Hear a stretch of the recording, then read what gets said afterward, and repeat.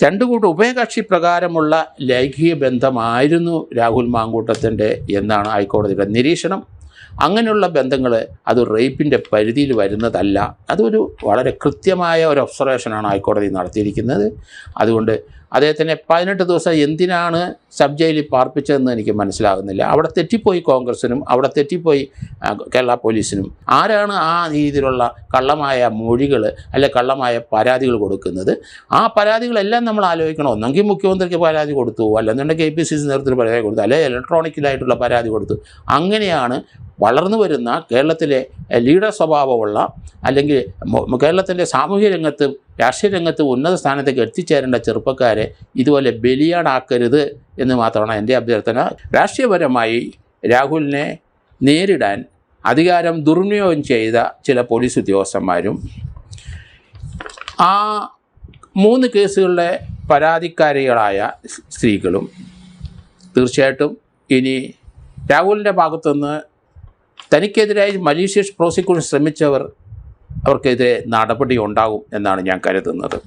രാഹുൽ മാങ്കൂട്ടത്തിൽ MLAക്കെതിരായ 3 ബലാത്സംഗ കേസുകളിലും കോടതി ജാമ്യം അനുവദിച്ചിരിക്കുകയാണ്.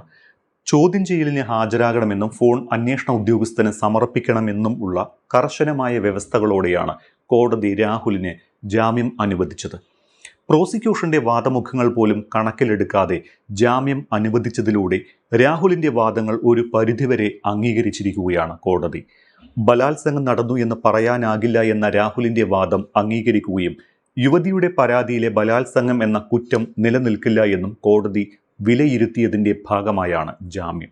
3 ദിവസം ചോദ്യം ചെയ്യലിന് ഹാജരാകാൻ കോടതി നിർദ്ദേശിച്ചിട്ടുണ്ട്.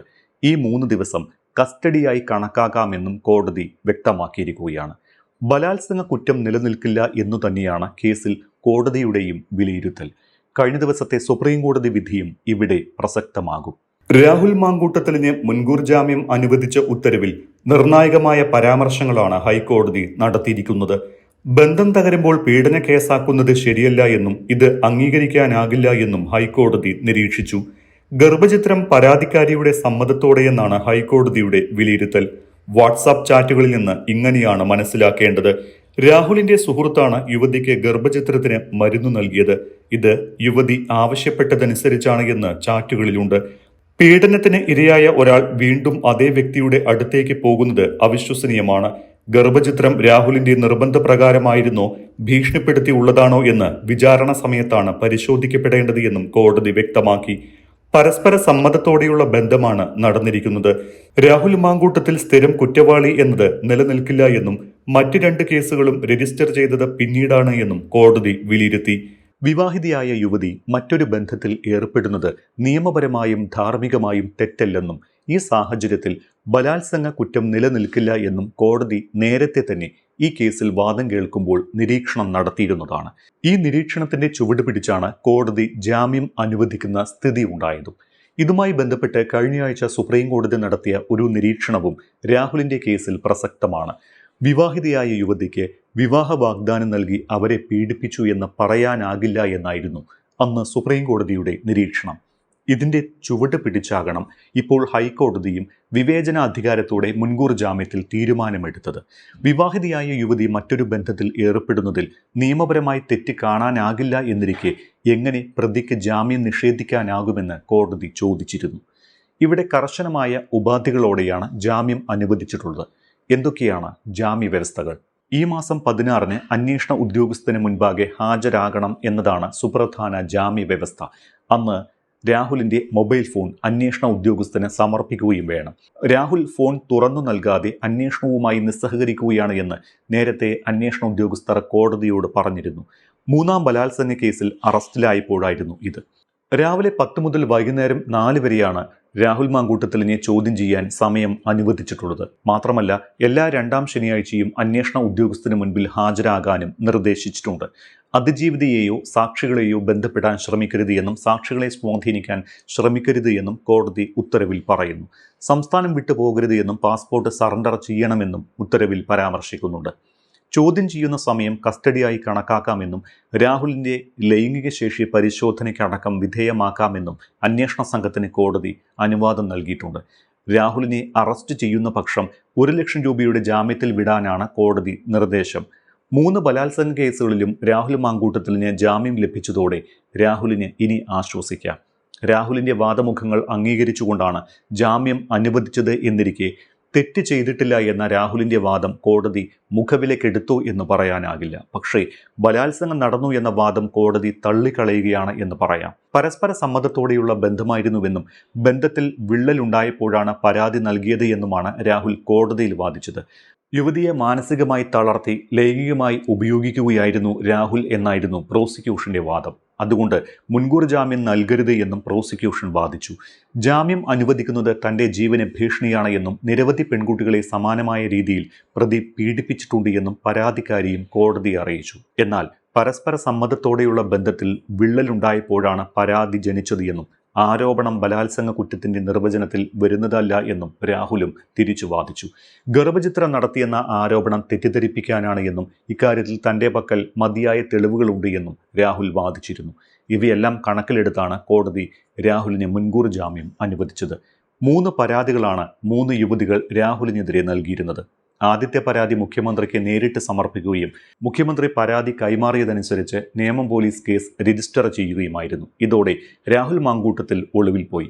തിരുവനന്തപുരം ജില്ലാ സെഷൻസ് കോടതിയിൽ മുൻകൂർ ജാമ്യാപേക്ഷ നൽകി. എന്നാൽ തിരുവനന്തപുരം സെഷൻസ് കോടതി ഹർജി അനുവദിക്കാതെ വന്നതോടെ ഹൈക്കോടതിയെ സമീപിച്ചു. തുടർന്ന് ഹർജിയിൽ തീരുമാനമാകുന്നതുവരെ കോടതി അറസ്റ്റ് വിലക്കിയതോടെയാണ് രാഹുൽ ഒളിവിൽ നിന്ന് പുറത്തു വന്നത്. ഇതിനിടെ 2ാമത്തെ ബലാത്സംഗ കേസും പൊങ്ങി വന്നു.